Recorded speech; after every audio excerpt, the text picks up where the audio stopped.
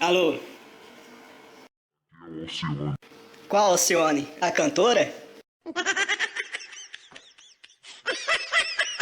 Maluco, tá tirando? Aqui é o sequestrador que você pagou pra pegar a sua sogra, tá ligado não? Fala mesmo, Alcione.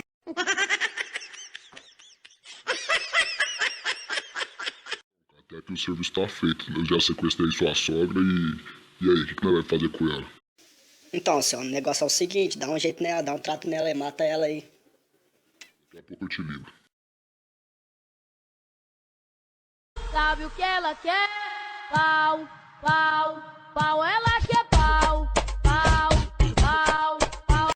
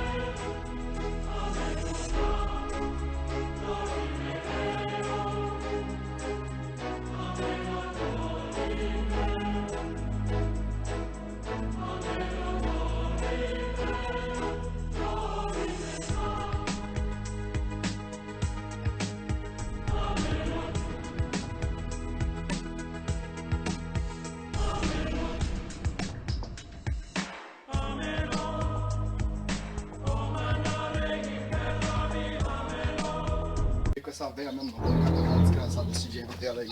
Você acha que eu vou morrer, né, pai?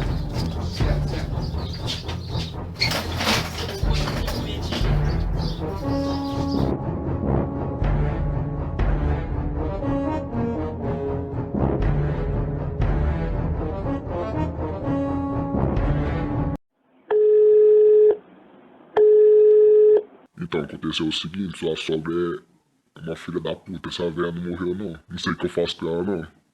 Já tentei matar ela afogada, com paulada, mas essa velha aguentou foi. Porra, meu querido, você não tem uma arma? Dá um tiro nela, caramba! Ixi, é mesmo. Aí, velha, hasta la vista, baby.